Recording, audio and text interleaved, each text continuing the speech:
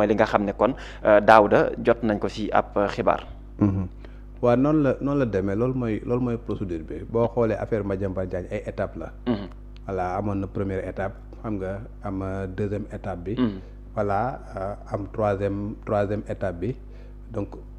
première étape bi mooy lan Madiambal Diagne jóge na woon na fii daal di dem France. si loo xamante ne peut-être autorités yi yëguñu ko woon bañu ko soxlawee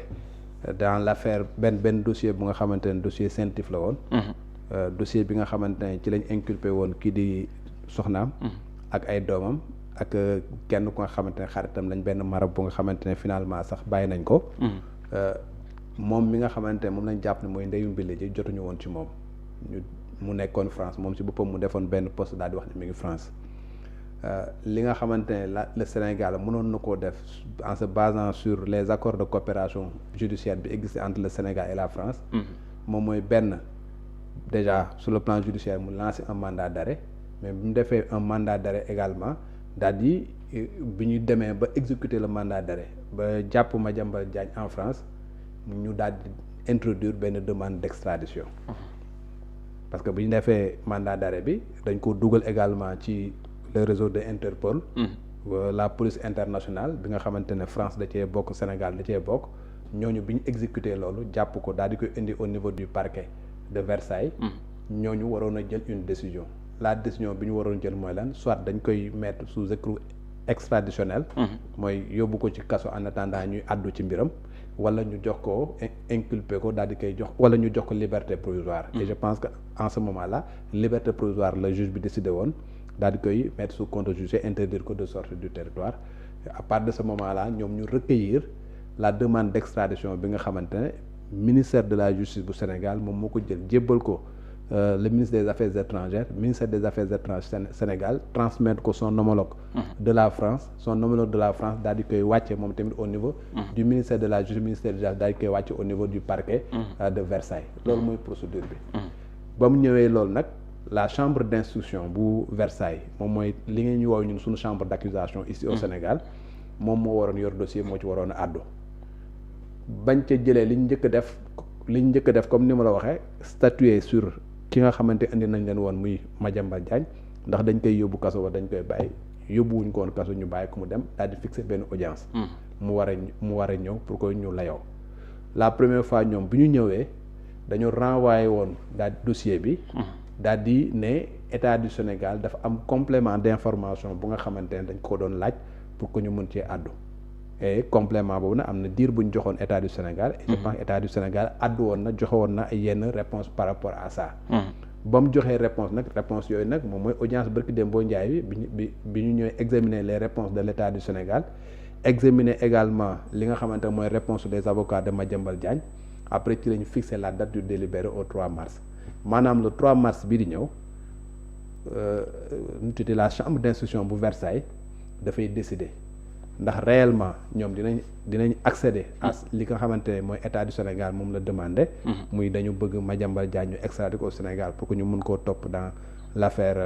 affaire bi ñu koy toppee blanchiment de capitaux association de malfaiteurs et tout ce qui va avec wala ñoom seen bopp dañuy rejeter demande Sénégal bi ñu daal di koy bàyyi mu continuer vaquer à ses occupations en France loolu mooy décision bi nga xamante ne moom la ñuy jéem a xool ndax lan la ci justice française di wax le 3 mars maintenant Madiambal ña nga xamante ne ñoom ñoo ko doon mooy ses avocats à lui état du Sénégal moom ñi nga xamante ne ñoom ñoo mënoon soutenir demande boobu moom mooy véritablement le parquet de Versailles parce que du état du Sénégal moom mooy jël benn procureur yóbbu ko foofu parce que ñaari justice yu bokkul la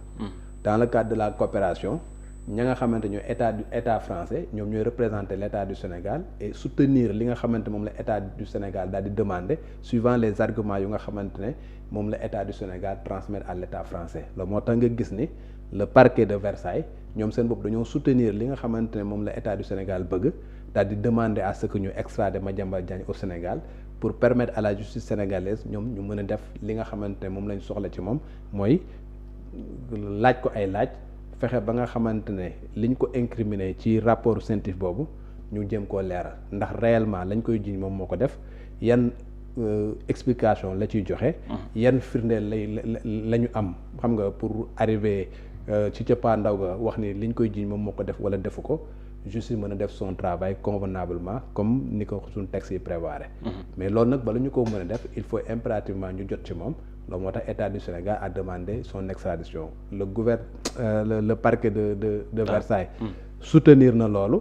Et les avocats de Madiambal Diagne ñoom ils ont demandé à ce que extradition ñu bañ koo def parce que jàpp nañ ni véritablement les conditions ne sont pas réunies pour que ñu extrader Madiambal Diagne voilà am sax yenn arguments yu nga xamante ni développé nañ ko en estimant que ni véritablement textes yi nga xamante ne moom la sax état du Sénégal visé c'est des textes yu nga xamante ne qui sont obsolètes qui sont des textes qui ne sont pas applicables et par conséquent dañoo demander à ce que ñu rejeter purement et simplement la demande de l'état du Sénégal ci cëppaandaw ga la seule décision qui vaille c'est la décision bi nga xamante ne la justice française dina ko jël ñoom nag bu ñu jëlee décision ba pare à supposer que tey la chambre d'instruction bu Versailles daal di joxe un avis favorable bu boobaa même bu ñu joxee avis favorable ça veut pas dire que dañu joxe avis favorable dañu jël Madiambal Diagne daal di koy takk rek indi ko bu boobaa dossier bi day dem au niveau du premier ministre de la France bi nga xamante ne moom moo nekk l'autorité habilitée à prendre après un décret d'extradition à partir de ce moment là la ñuy doog a ne Madiambal Diagne dinañ ko jël pour indi ko France indi ko Sénégal du moins donc dafa am ay étapes donc première étape bi jàll na deuxième étape bi moom moo jàll ni ñuy xaar résultat bi verdict bi après bu paree ci loolu troisième étape bi moom mooy la décision bi nga xamante c'est l'exécutif français moom moo koy jël en France ce sera le premier ministre bu doon au Sénégal ici ce serait le président de la République moom mooy jël un décret d'extradition parce que loolu mooy un peu tout près li waroo entre ñoom seen procédure ak suñu procédure fii Sénégal. si wàllum procédure bi boo koy jàngat le fait que parquet général bi sàkku ngir ñu extrader Madiambal Diagne fii si réewum Sénégal ndax jàpp nga ne ab chance bu bëri la wala chance bu néew la si taskatu xibaar bi. non de loolu. ndax juge bi mën na tënku si parquet général bi ngir defal ko li nga xam ne moom la bëgg. déedéet parquet général partie la rek au procès. partie la day demander. donc la ngay demander nag mën nañ la koo jox. su fekkee ne jàpp nañ ne argument yi nga joxe. convaincre na juge bi ñu daal di la koy defal. wala convaincre juge bi daal di koy rejeter purement et simplement parquet général bu fekkoon dafay. moom moo mën a tënk le juge donc du soxla sax audience. donc yow. donc Sénégal kon day indi demande bi rek ñu jël daal di affaire bi daal di koy exécuter daal di jël Madiambal Diagne daal di koy jël fële déedéet parquet général c'est une partie au procès. bu nga xamante dafay soutenir benn position. les avocats de Madiambal également vont soutenir une position contraire donc ñaari position qui s'affrontent la. juge bi nga xamante ne moom nag moom moo ñëw ni war a arbitrer moom moo war a xool en fonction des arguments yi nga xamante ne état du Sénégal jël na ko jox ko le parquet de Versailles soutenir ko au niveau de la barre. ak les éléments yu nga xamante ne les avocats de Madiambal Diagne def nañ ko pour contrer li nga xamante moom la état du Sénégal bëgg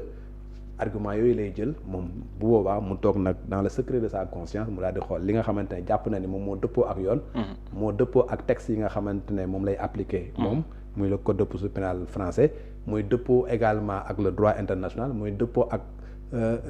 la coopération internationale bi nga xamante ne. la coopération judiciaire bi am entre le Sénégal et la France. bu paree ci loolu nag daal di jël sa décision ñaar lay mën a nekk avis favorable mooy d'accord naa pour que Madiambal Diagne ñu extrader ko. wala avis défavorable mooy état du Sénégal li ngay demander noonu wax dëgg yàlla jàpp nañ ni dëppoowul ak yoon et par conséquent d'accord ñu pour que Madiambal Diagne ñu extrader ko. juge ba nag moom moo koy décider su décider ba pare joxe un avis favorable ou bien un avis défavorable. su fekkee un avis favorable la. bu boobaa day dem au niveau de l'exécutif et la plupart bu fekkee un avis favorable la l'exécutif day jël décret d'extradition bi daal di koy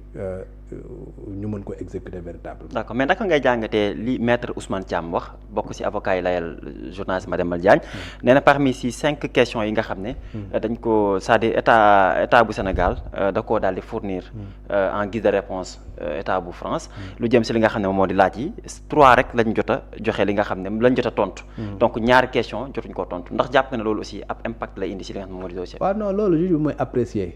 mooy apprécier juge bi moom moo demandé woon un complément d'information. joxoon nañ ko dossier ba mu saytoo dossier bi mu ni moom am na ay information yu nga xamante ne dina ko soxla avant muy àddu. ba mu jëlee loolu daal di envoyé à l'état du Sénégal. ñëw nekk dañoo bëgg nga jox ñu lii na ko avocat bi waxee bu fekkee noonu la demee buñ nee par exemple jox laaj nañ leen juróom joxe ngeen ñett waaw juge ba mooy apprécier ndax fi mu toll nii éléments yi mu soxla am na ko est-ce que jox nañ ko réponse yi nga xam ne dina ko soxla na ko pour lui permettre véritablement de prendre une décision loolu moom moo koy décider su fekkee ni nag moom si boppam dem na ba après daal di xool éléments yi nga xamante ne soxla na ko amu ko am na toujours la possibilité de demander des informations complémentaires le juge a toujours la possibilité de demander des informations complémentaires donc décision ba muy jël mën na joxe un avis favorable mën na joxe un avis défavorable mën na également demander encore des informations complémentaires avant que muy àddu donc loolu yëpp c'est possible maintenant nag appréciation ba c'est le juge qui va apprécier encore une fois entre le parquet ba wax ak les avocats la ñu wax moom mooy xool la nga xamante ne daal moom moo dal xelam jàpp nañ loolu mooy li nga xamante ne moom mooy yoon mu daal di koy appliquer te la muy appliquer nag mooy la nga xam moom la ñu décider. laataa ñuy génn foofu rek tey bu juge bi joxe woon un avis favorable. ngir ñu indi Madiambal Diagne procédure bi naka lay continuer fii si réewum Sénégal bu ñu indee Madiambal Diagne. non tey jii à supposer que tey comme ni nga ko waxee noonu. ñu joxe un avis favorable. am décret d'extradition ñu jël Madiambal Diagne daal di koy extrader. bu ñëwee juge bi da koy inculper bu ñëwee dañ koy présenter au juge d'instruction bi nga xam ne moom moo defoon le mandat d'arrêt su ñëwee kooku da koy inculper ça veut dire que lam ko bëggee toppee. mu toppee ko comme la mu waxoon moom la ko bëgg a toppee blanchiment de capitaux association de malfaiteurs ak yooyu mu gàll ko ci kawam. à partir de ce moment là ñu ni Madiambal Diagne mooy lii nga xamante moom lañ koy toppee. mu am dossier. et à partir du moment où mu inculpé ko après mën na jël ay décisions. placement sous mandat de dépôt mën na nekk placement sous contrôle judiciaire mën na nekk. placement sous bracelet électronique mën na nekk léegi nag moom mu jël mooy xool bi mu ciy jël mu jël ko bu jëlee ci loolu nag doo ko nanga ubbi dossier bi. après nag plus tard dina mën a convoquer Madiambal Diagne voilà bu fekkee ni dafa nekk liberté provisoire ou bien mu extraire ko bu fekkee ni dafa nekk prison. pour auditionner ko dans le fond et puis daal def véritablement enquête am. étant entendu que le juge d'instruction ba yor dossier bi. waaw la koy texte yi wax. mooy dafay instruire à charge et à décharge. donc lañu jiiñ Madiambal Diagne day xool la nga xamante ne moom moo ko ciy chargé su ko amee mu indi ko mais la nga xamante ne da koy décharger également su ko amee da koy dindi. et ci cëppaandaw ga en fonction des éléments yu muy recueillir ci lay jël sa décision. su amee luy firndeel lañ koy tuumaal bu boobaa mu def ordonnance de renvoi ñu yóbbu ko pour jugement su fekkee ne amul luy firndeel la mu teg ci kawam bu boobaa da koy jox ordonnance day def ordonnance de non-lieu bu boobaa ñu seetal Madiambal Diagne mu set wicc comme si mosuñu ko toppee dara. d'accord loolu am na solo ñu leen di fàttali sax cour bi dina joxe décision am.